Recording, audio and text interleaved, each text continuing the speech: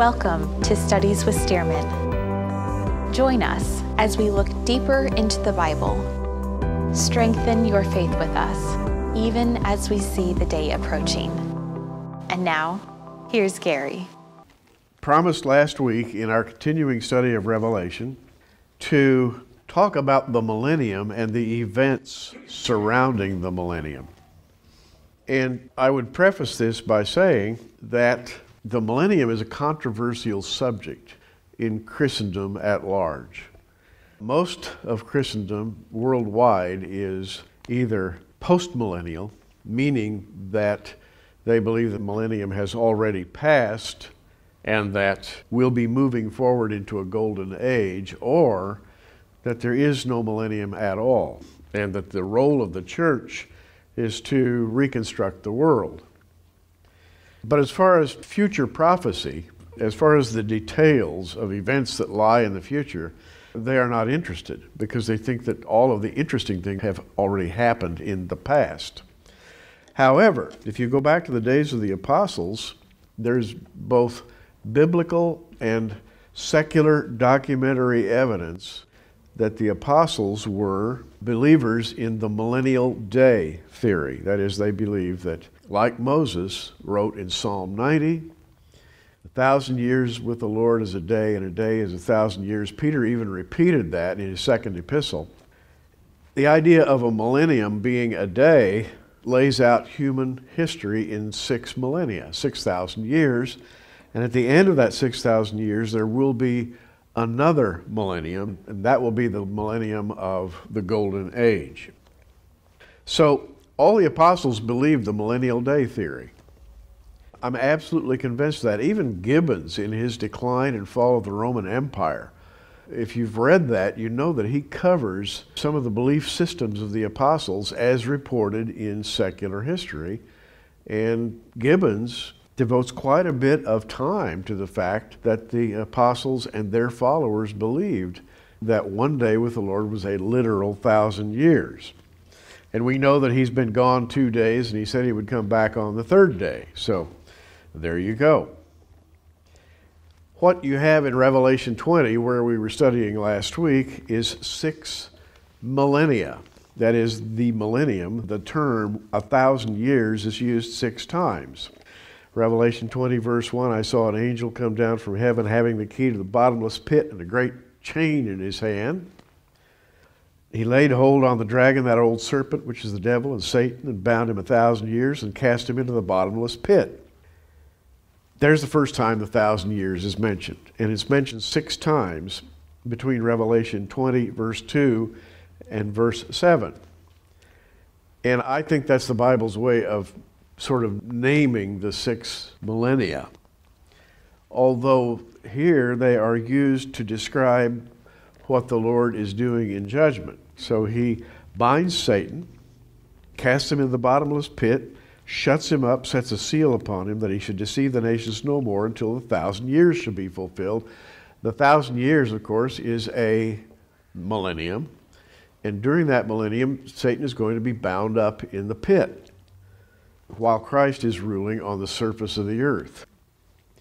Now, you either believe that or you don't. I mean, there it is in print. And I have to believe it because my leaning is always toward just reading the Bible literally, unless shown otherwise. And so when the Bible tells me that Satan's going to be bound up for 1,000 years, I think he's going to be bound for 1,000 years. And after that, he must be loosed, he must be released for a little period of time. Verse 4, and I saw thrones, and they sat upon them. Judgment was given unto them, and I saw the souls of them that were beheaded for the witness of Jesus, for the word of God, and which had not worshipped the beast, neither his image, neither had received his mark upon their foreheads or in their hands, and they lived and reigned with Christ 1,000 years. And there's the third mention of 1,000 years. These are the tribulation saints who are raised up at the beginning of the millennium, and they live and reign with Christ 1,000 years. Very simple. The rest of the dead lived not until the 1,000 years were finished. This is the first resurrection. So here we have a resurrection. The Bible calls it the first resurrection, even though there has been a resurrection prior to this. In fact, there have been a couple. There was a resurrection back in the days when Jesus was crucified and raised from the dead. Many of the saints of the Old Testament were resurrected at that time and taken to heaven. There will be another resurrection at the rapture. And so verse 5 here could technically be called the third resurrection, but it's called the first resurrection because it's the first resurrection after Christ returns. Verse 6 mentions the 1,000 years for the fifth time. Blessed and holy is he that hath part in the first resurrection. On such the second death hath no power. So there's something ahead, coming ahead, called the second death. The second death will have no power whatsoever on those who are living at that time. They shall be priests of God, Christ, shall reign with him 1,000 years.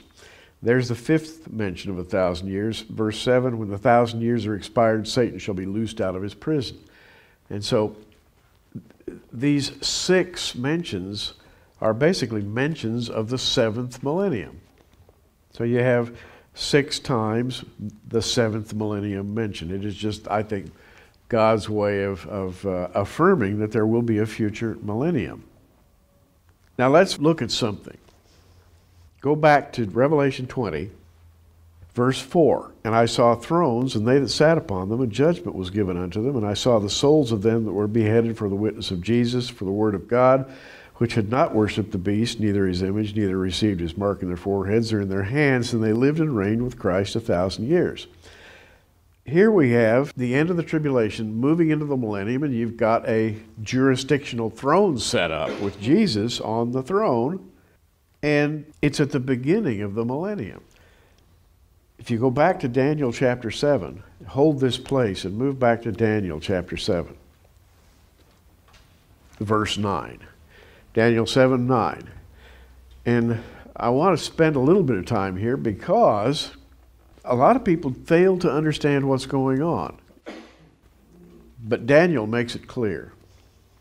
Daniel 7:9 says, I beheld till the thrones were cast down, and the Ancient of Days did sit, whose garment was white as snow. The hair of his head was like pure wool.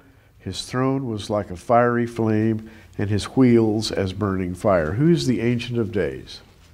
Well, it's Jesus, seated on the throne of justice. It's not the person that we would think of as God the Father, because Jesus acts as the heavenly judge. And so here we have Daniel seeing something of the same thing that John sees. Thrones are cast down. What thrones would those be? Well, those would be worldly thrones of the people that control this world right now. And the Ancient of Days did sit, whose garment was white as snow, the hair of his head was like the pure wool, his throne was like a fiery flame, and his wheels as burning fire. And by the way, those are not wheels on his throne. Those are Merkava Moftim, the chariots of God that go to and from his throne, and they look like fiery whirlwinds. A fiery stream issued and came forth from before him. 1,000 thousands ministered to him. 10,000 times 10,000 stood before him. The judgment was set. The books were opened. I beheld then, because of the voice of the great words which the horn spake, voice of a trumpet, I beheld even of the beast was slain, and his body destroyed and given to the burning flame. As concerning the rest of the beasts, they had their dominion taken away, yet their lives were prolonged for a season and time. So what you see here in Daniel is what you see a little bit less detail of in Revelation 20, verse 4, where thrones are set up in an environment of, I guess you could call it a courtroom, in which people will be judged. And all those who had followed the beast are judged. Now, this is not what is called commonly the Great White Throne Judgment. This is the judgment right at the end of the tribulation period. And we'll read on to Revelation 20, verse 11, and discover there's a later judgment that comes 1,000 years after this one. So the judgment mentioned by Daniel and John in Revelation is the judgment at the end of the tribulation.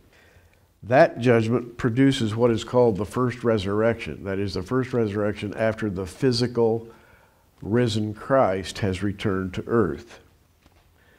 And then John says, "Blessed and holy is he that hath part in the first resurrection. On such the second death hath no power, but they shall be priests of God and of Christ, and shall reign with him for 1,000 years." When the 1,000 years are expired, Satan shall be loosed out of his prison and shall go out to deceive the nations which are in the four quarters of the earth. Now, 4 is called the dominical number. Every time you see the mention of the number 4 in the Bible, anywhere, it is talking about the rule of God. In fact, later on, and we're going to study this in some depth and detail, the New Jerusalem is laid out in the Greek language. It's called tetragonia, or tetragonos, which is transcribed into English as foursquare. The New Jerusalem is described as foursquare. Anytime you see 4, you're talking about the creation of God and the rule of God. And the 4 quarters of the earth here in verse 8 are God's creation. But notice, "and shall go out to receive the nations which are in the 4 quarters of the earth, Gog and Magog, to gather them together to battle, the number of whom is as the sand of the sea." This comes after the 1,000-year millennium. It's amazing how compact the Bible narrative is. When you read about something in the Bible and then tell somebody else about it, it sounds like you're talking about 200 pages. And you're talking about 4 verses. We all look at what's written in the Bible and we tend to think, boy, it took a lot of words to describe that. No, it didn't. It took one little tiny verse. "And when the 1,000 years are expired, Satan shall be loosed out of his prison." Boom, that's it. Want more detail? So do I. But it's one verse. And then he goes out to deceive the nations which are in the 4 quarters of the earth. And these nations are called Gog and Magog, which I think is very interesting. And I promised last week that we would talk about Gog and Magog. To begin with, if you look in a Hebrew dictionary, you will see that the word Gog, and bear with me because this is interesting. You can tell your friends about this and they'll say, "Oh, I didn't know that." They'll think you're a brilliant Bible scholar. The word Gog in Hebrew means roof. That's it. A roof. We have a Gog up here. And the word Magog means an extended roof, because when you put the mem prefix on the beginning of any Hebrew word, it becomes a preposition. M means from. So if you say Gog Magog, it means Gog and from Gog, or an extension. And you say, well, that's interesting, but what does it mean? And by the way, where's the most famous use of the term Gog and Magog? And everybody knows about this. The muftis of Jerusalem, the imams of Tehran, I mean, everybody knows about Gog and Magog. Everybody. The Arabs have their own version of it. There are secular explanations of Gog and Magog. And when we think of Gog and Magog, we think of Ezekiel 38, right? Ezekiel 38 says, "And the word of the Lord came to me, saying, Son of man, set thy face against Gog, the land of Magog." Well, everybody's figured out by now that that's speaking of Russia. And it almost certainly is speaking of Russia, but why Russia? What is Russia anyway? Well, Russia is the great country to the north. Technically, it is the country of Meshech and Tubal, and it is the country that stretches from the Gobi Desert to the Danube River, technically, biblically. Huge, huge territory. The Russians have control of that territory, and there is the latter-day prophecy of Gog and Magog, in which Gog pulls together a force that invades Israel. In the process, they're all destroyed. But why is Russia called Gog? By the way, there is a Magog in history. Magog is a son of Japheth. You remember Shem, Ham, and Japheth, Noah's sons? The Japhetic nations are the nations that came to occupy Scythia and the lands of Europe. And Japheth gave birth to a son named Magog. And Magog, along with Madai, traveled down from the mountains of Ararat, and they moved to the west and to the north. And so Magog's nations are the nations roughly associated with modern Russia and Eastern Europe.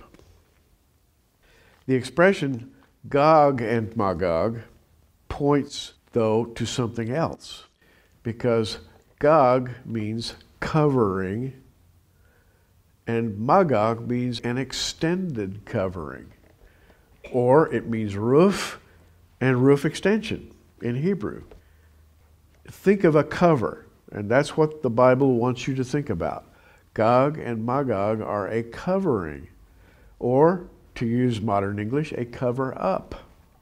The expression Gog and Magog points to the extent of the work of deception reaching the extremities of the earth in the latter days. And there is a similarity between the invasion described in Ezekiel 38, 1 through 39, which occurs prior to the Great Tribulation, and the work of deception following the millennium. They are the same kind of work. And so in Revelation 20, verse 8, it says, Satan is going to be loosed out of his prison, and he'll go forth to deceive the nations which are in the four quarters of the earth, comma, Gog and Magog. And so what that term means, and now you can tell all your friends what Gog and Magog means. And by the way, you won't believe how many lexicons I have dug through to get this information. Gog and Magog is the Bible's way of saying great deception, or cover-up, or covering, or roof, or extended roof. You think about it, what is this world today? It is one giant cover-up.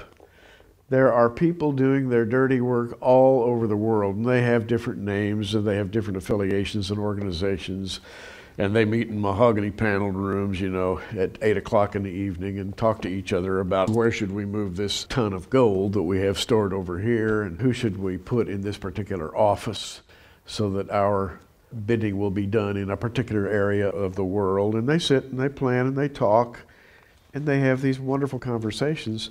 What are they doing? They are operating a huge latter-day deception. And the Bible refers to that as Gog. In modern Hebrew, it's called Gog uMagog. If you hear a rabbi talking about that, and the rabbis understand this means great deception. So we have a Gog and Magog situation prior to the tribulation, Ezekiel 38, and then we have the one mentioned here, which is in the far, far future. Verse 7, when the 1,000 years are expired, Satan shall be loosed out of his prison, shall go out to deceive the nations which are in the four quarters of the earth, Gog and Magog. Now it's all very simple. Now you know what Gog and Magog means. Suddenly this verse will not confuse you anymore. To gather them together to battle, the number of whom is as the sand of the sea. Now what is going on right now as we live today? The world is being gathered to battle. If you don't know that, you don't know much. Because if you've got eyes to see, the world is step, by baby step, day after day after day, all of the little tiny precursors of a world war are being put in place. And the one we talked about, the one that is the hot spot right now, is Iran. Iran supposedly now has nuclear weapons and the means to deliver them, and they believe in the soon coming of the Imam Mahdi, and they believe they can speed his coming by inducing or inciting chaos in the world, which they now believe they have the means to accomplish. That's Gog Umagog. It is the gathering to battle of the nations under a cloud of deception. That's what we're talking about here. It's the way of the world.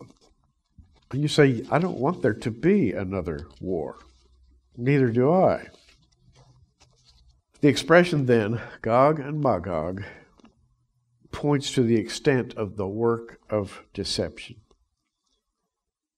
Eventually, a worldwide invasion of millennial Israel is going to take place, and the millennial Jerusalem, and that's what we're talking about here in Revelation 20, verse 8, the millennial Jerusalem will be surrounded by Gentile nations which have been deceived in this satanic deception called Gog and Magog. Once these armies arrive at the mountain of Jehovah's house, and I say Jehovah, Yahweh, Jehovah, Lord, whatever you want to call him, I call him Jesus, because he's going to rule and reign during that 1,000-year period. And the mountain of Jehovah's house, which, by the way, is an expression in the Hebrew, means this. And I'll tell you something here you may not know. There is no temple in Jerusalem right now. There is a Temple Mount controlled by the Arab Waqf. But the Bible says soon, in relative terms, and I don't know how soon, it could be a very few years, a temple is going to be built there which will be inhabited by the Antichrist, who will stand up in that temple, according to Paul, and declare himself to be God. This will be called the Third Temple by Jews who are deceived into believing that this is Christ rather than Antichrist. But there's going to be a temple up there.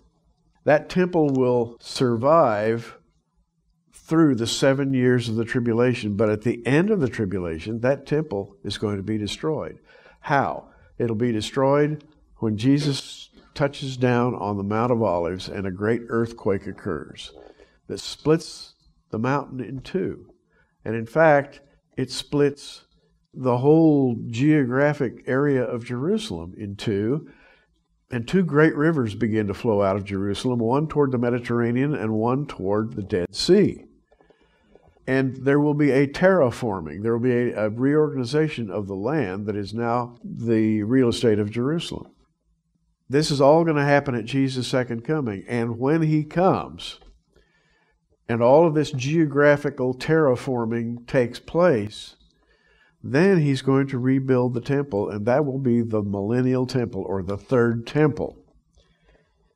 That temple will be 1 mile square, and I can show you all kinds of documentation for this. The temple itself, the building, will be 1 mile on a side. How big was Solomon's temple? Well, I can't quote the exact number of cubits, but the whole Temple Mount was only 500 cubits by 500 cubits. And the temple that sat on it was considerably smaller. The temple built by Jesus is going to be 1 mile square. And then the wall that goes around the temple compound will be 10 miles on a side. That's 100 square miles. And within that wall, there will flow 12 rivers that flow out of the two great rivers that have been terraformed, one flowing toward the east and one flowing toward the west. It's going to be spectacular, unbelievable. Can you imagine a mile building, a building 1 mile in extent? That's huge. Well, that's in place for 1,000 years until this situation called Gog and Magog begins to happen. In Revelation 20, verse 8. The work of deception by Satan convinces the nations to rally their armies and to come against Jerusalem and to lay siege to the holy temple, which I just described. The outer wall of which is 100 square miles, that is 10 by 10 miles. These nations are gathered together into battle. Verse 9, they went up on the breadth of the earth, they compassed the camp of the saints about, and the beloved city, that would be Jerusalem, and fire came down from God out of heaven and devoured them. There's another great dissertation. So you go tell your friends about Satan being imprisoned 1,000 years and then released, and the nations being deceived in this deception called Gog and Magog, the nations laying siege to Jerusalem, the kingdom, and God sending fire down from heaven to destroy the nations. That's 3 verses. 3 verses. Wouldn't you like to have more information, like maybe a whole book showing all the details in those 3 verses? I would, but that's all we need to know at present. In other words, God's giving us just a thumbnail of the future. And I believe that's what it is. And why do we even need to study this? Because we want to know how God operates. Why do we want to know how God operates? So we can be more in His will. Day by day. Just that simple. So, we've covered those 3 verses. Verse 10. And the devil that deceived them was cast into the lake of fire and brimstone where the beast and the false prophet are, and shall be tormented day and night forever and ever. So here's the order of events. The beast and the false prophet are snagged at the end of the tribulation. They are thrown into the lake of fire. Satan, however, is not. He's put in an underground cavern called the abyss, and he's held there for 1,000 years. He is released. He foments rebellion against Jerusalem. God destroys him and his armies, and in the end, at the end of the 1,000 years after he's released, he is then thrown into the same lake of fire where the beast and the false prophet are, and they will be tormented there forever and ever. And so the outline is pretty simple. But then comes another judgment, not to be confused with the judgment in Revelation 20, verse 4. This judgment in Revelation 20, verse 11 says, And I saw a great white throne, and him that sat on it, from whose face the earth and heaven fled away. And there was found no place for them. That's one verse. That's all you're going to get, folks. How many words is that? 15 words? I don't know. I haven't counted the words in that verse. But that's it. We talk about the great white throne judgment. Here it is. I saw a great white throne, and him that sat on it, from whose face the earth and the heaven fled away. There was found no place for them. In other words, this throne of judgment is put in place somehow. Seated upon that throne is the risen Christ, I am convinced, because it is always Jesus who operates as judge. It is never God the Father. God the Father has not ever operated as a judge. In the Old Testament, He's Jehovah. In the New Testament, He's Jesus, or He is the risen Christ. And here He is seen on the great white throne at the end of the millennium, in a final judgment. And I saw the dead, small and great, stand before God. And the books were opened, and another book was opened, which is the book of life. And of course, we refer to that as the Lamb's book of life. The book of life. The books are opened twice. Once at the commencement of the kingdom age, and here at the great white throne judgment at the end of the kingdom age. Beginning of the 1,000 years, the books are opened. End of the 1,000 years, the books are opened. But note that the earth and the heaven are gone. Isn't that fascinating? There's this white throne, and from the face of the one seated on the throne, the earth and the heaven fled away. That shows you that there is something going on here that is huge. We tend to think of the heavens, you look at the Hubble Space Telescope pictures and so forth, as being the be-all and the end-all of everything. That, man, there's just nothing bigger than galaxies and star clouds and all of this vastness and the Big Bang and all of these things. Guess what's bigger than that? The face of the one who sits on the throne. He's seated on the throne, and all of this stuff flees away. The earth and the heaven There's found no place for them. And now we're getting down to brass tacks.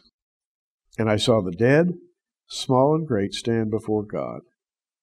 There is going to be that day. Judgment Day. Do you realize how blessed we are not to have to go through Judgment Day? As Bible-believing Christians, we're not going to have to stand under the hot lights of judgment. By grace, you're saved. You have been exempted from judgment. Other people will be judged, and that's going to be terrible, a frightening thing to go through. The books are opened. Another book was opened, which is the book of life. The dead were judged out of those things which were written in the books according to their works. Where do you store memory? Well, it's easy, in the brain, right? But one of these days you're going to die, and your brain will just turn to dust. Where will those memories be stored? The Bible says, in the book. It's in the book. Everything, every detail of everything you've done is being written in a book. And furthermore, your memories are not as evaporative as you might think. I'm of the opinion that the brain is not the true storage place for memory. It is the spirit of man. And it's immortal. And when you live on after death, your memories live with you. But the point is that there are also books. The dead are judged out of those things which are written in the books according to their works. Now, every year, the Jews, on the festival of Rosh Hashanah, Tishri the 1st, what do? They blow the trumpet, right? And they go around. In the days prior to Tishri the 1st, or Rosh Hashanah, they go around greeting each other, Shana Tova, Shana Tova, may you have a good year. And they wave at each other and they say, Shana Tova Tikatevu, may you be inscribed for a good year in the book. And if you say, Shana Tova Tikatevu, the other person says, Gam Lamar, same to you. Or they might say, Lashana Tova, Tikatevu, V'techantenu. May you be inscribed and sealed for a good life forever. So that's what the Jews think of as Rosh Hashanah, which they celebrate every year. What are they talking about? They're talking about being written in the book of life. What is Rosh Hashanah? Rosh Hashanah is Judgment Day, the days of awe. It commemorates the coming out of Egypt, moving into the Holy Land, the blowing of the trumpet. There are 100 trumpet blasts blown on Rosh Hashanah. Tekiah Shevrim Teruah. 100 blasts, in the first blast, Tekiah is supposed to sound like a wailing cry. Wow! The second blasts are called Shevrim, and they're a warbling call on the trumpet. It's supposed to sound like crying. And the third set of blasts are called Teruah, and they go pap, pap, pap, pap, pap, pap, pap, pap. And there is a pattern of trumpet blasts that you blast on Rosh Hashanah. A good shofar player should be able to strike terror into the hearts of a Jewish congregation, so it is written. That's the whole idea. Terror. Why? Because God is going to step forth and judge you and either write your name in the book of life or not. That's a scary deal. Particularly if you don't have someone to go forward in your place and speak for you. I have a representative. He is actually one of the best lawyers in the universe. And he's my own personal private lawyer. Name's Jesus. And he's going to go before the Father and plead my case. And I don't have to worry. I got a good lawyer. I'm serious. But if you don't have Jesus, it's time to lawyer up. Know what I'm saying? This is what is being spoken of here in the Great White Throne Judgment. It's serious business. Judgment Day is coming. The 100 shofar blasts are just a warning.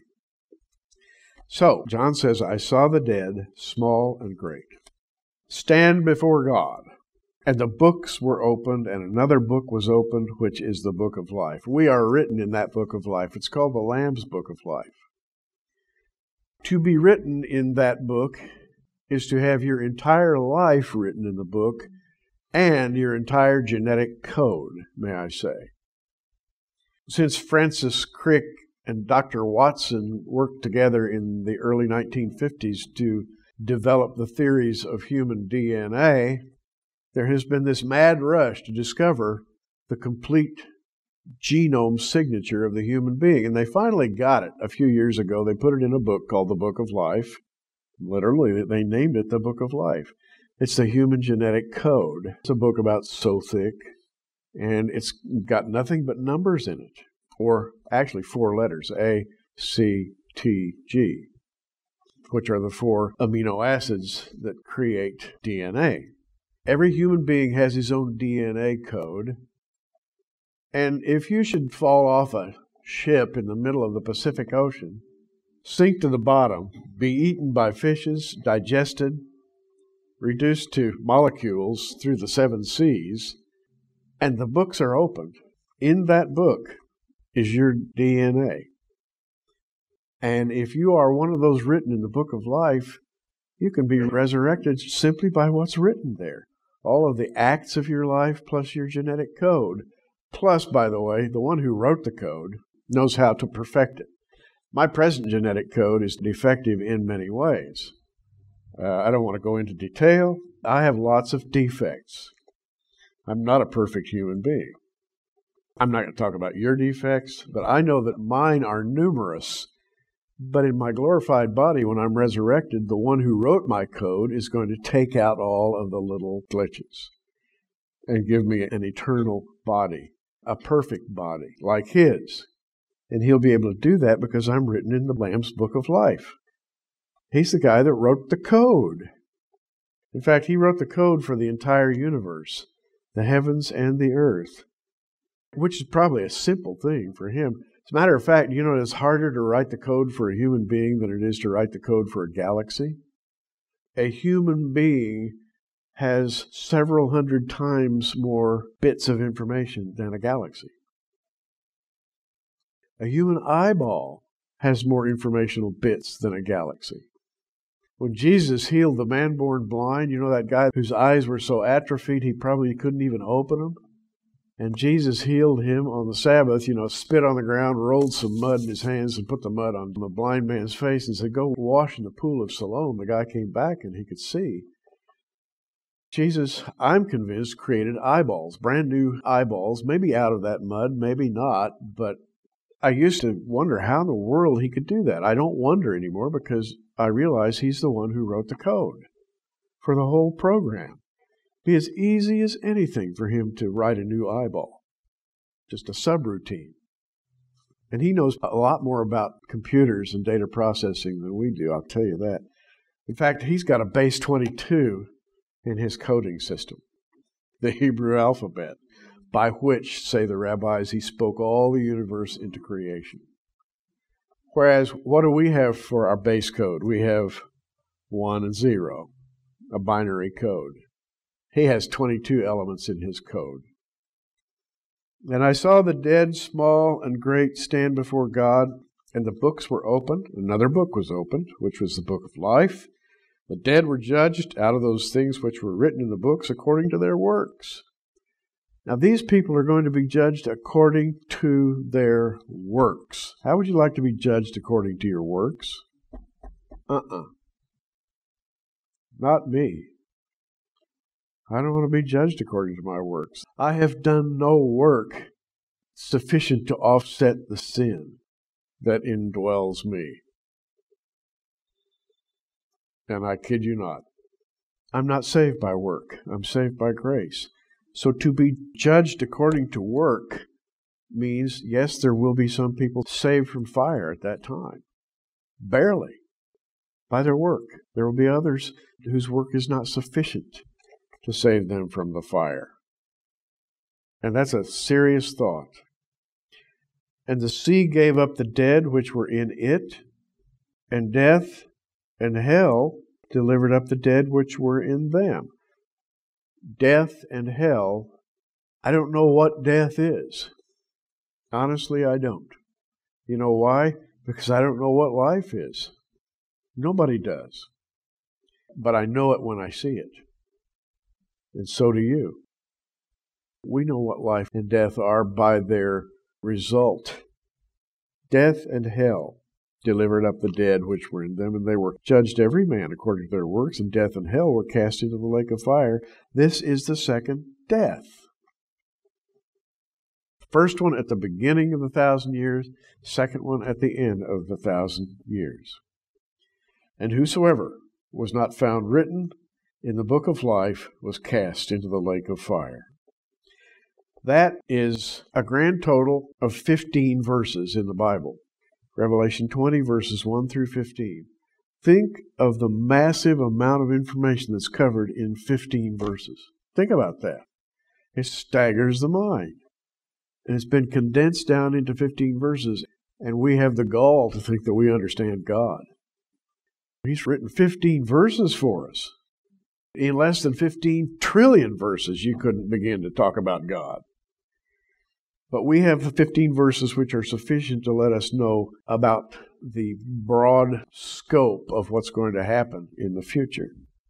When the great white throne is set up, heaven and earth flee away. What did Peter say? I think Peter had a vision of this. In fact, probably the Lord showed Peter. I don't know whether it was in some kind of a mental vision or whether Peter was taken to a place where he could see. But Peter said, the day of the Lord will come as a thief in the night, in which the heavens shall pass away with a great noise, and the elements shall melt with fervent heat. Now, when Peter's talking about the day of the Lord, he's talking about the 1,000-year period, beginning with the tribulation and ending with the great white throne judgment. The day of the Lord will come as a thief in the night, in which the heavens shall pass away with a great noise, the elements, stoicheia, is the word for element in the Greek. Stoicheia means the irreducible particle. Stoikos. Elements. Think about that. Peter, the fisherman, never took a higher degree in his life. And here he is writing about all of this exotic stuff about the elements. The heavens shall pass away with a great noise. The elements shall melt with a fervent heat. The earth also and the works therein shall be burned up. Well, this is what we're reading about in Revelation. This is what happens at the great white throne judgment. The heavens and the earth disappear, and so when you get to Revelation 21, and I saw a new heaven and a new earth. What does that mean to you? It means God can create and destroy a heaven and an earth simply by speaking it so. I'm glad I'm on his side. I want to have a firm grip on the hem of his garment, because he's the one who can speak universes into existence and remove them. I really believe all this stuff. Somebody just walking in off the street might say, this guy's out of his mind. He really believes all that weird stuff in the Bible. I do. I really do. And I saw a new heaven and a new earth, for the first heaven and the first earth were passed away, and there was no more sea. So, a new earth is going to be created after all of the evil of this system, of this universal system. And I take it this includes the sun, the moon, the stars, the earth, the Oort clouds, the cometary debris, the galaxies and star cloud, everything is going to be wiped away and a new one's going to be put in place. Sparkling clean. And there's no more sea on the earth. Now, that mean you can't go to the beach? I don't know. Don't ask. I just don't know. But think about an earth without a sea. Most of the earth's surface is water. And you worry about population control because essentially you're worried about a situation in which people crowd to the coasts, and then are forced back into the inlands, and after a while you run out of natural resources, et cetera, et cetera. Think how many, maybe even hundreds of billions of people you could have on a planet that didn't have any seas. Well, where would you get the natural resources? Well, God's got that all figured out. He mentions, in fact, another creation. It's Peter who talks about it. Peter says, knowing this first, that there shall come in the last days scoffers, walking after their own lusts, and saying, where's the promise of his coming? For since the fathers fell asleep, all things continue as they were from the beginning of creation. For this they were willingly ignorant of, that by the word of God the heavens were of old, the earth standing out of the water and in the water, whereby the world that then was, being overflowed with water, perished. There was a beautiful environment created by God, and it perished. And Peter says there's going to be another new environment created by God. After sin and death and hell have been delivered to the lake of fire. What lake of fire might that be? I don't know. But there is one. And that lake of fire is not hell, it's the lake of fire. It's the eternal lake of fire. It might be a black hole, I don't know. You toss somebody into a gravitational singularity, they would never come out again. But that's another story. And you think I'm joking, the Bible actually mentions black holes. Isn't that fascinating? And while I'm talking about it, it's Jude that mentions it. Jude talks about false teachers. And he says they're like raging waves of the sea, foaming out their own shame. And then he says they are wandering stars, to whom is reserved the blackness of darkness forever. Well, what would a wandering star forever in blackness and darkness be called? I call it a black hole. You can go in, but you can't come out. So, he says, I saw a new heaven and a new earth. The first heaven and the first earth were passed away, and there was no more sea. And I, John, saw the holy city, the New Jerusalem, coming down from God out of heaven, prepared as a bride adorned for her husband. The New Jerusalem arrives in the new heaven and new earth, period. It does not arrive during the millennium. And I heard a great voice out of heaven saying, behold, the tabernacle of God is with men, and he shall dwell with them, and they shall be his people, and God himself shall be with them and be their God. We're going to talk about the New Jerusalem, which is described as being 4 square. Isn't that interesting? That is interesting. Why would the New Jerusalem be described as being 4 square? When it comes to regular polygons, you got your tetrahedron, 4 sides, cube, 6 sides, octahedron, 8 sides, dodecahedron, 12 sides, the icosahedron, 20 sides. Those are called the Platonic solids. The Greeks used to wonder about those solids and what was the meaning of all those solids. And you can dream up these phenomenal regular polygons, but when the New Jerusalem comes down from heaven, it's not described as one of those fancy polygons at all. It's described as being 4 square. Why would it be called 4 square? Well, we just talked about that earlier when we talked about the number 4 in Scripture. The number 4 in Scripture deals with the creation, and specifically the dominical creation, the creation that is fabricated by God for his glory and for his rule. And the New Jerusalem, amazingly enough, follows this 4 square pattern. And it's called in the New Testament a tetragon. Now, next week, we're going to talk all about the New Jerusalem, and we're going to try to figure out what shape and size it is and when it comes and what all the Bible has to say about it. But here's the important thing. You've got a room reserved there. And it has something better than a jacuzzi. I guarantee it. It has something better than your own view of the ocean. That place is going to be beyond your wildest dreams, and you've got a room reserved there throughout eternity because of the grace of God. And isn't it wonderful to revel in some of the good things that we're going to be experiencing in the future?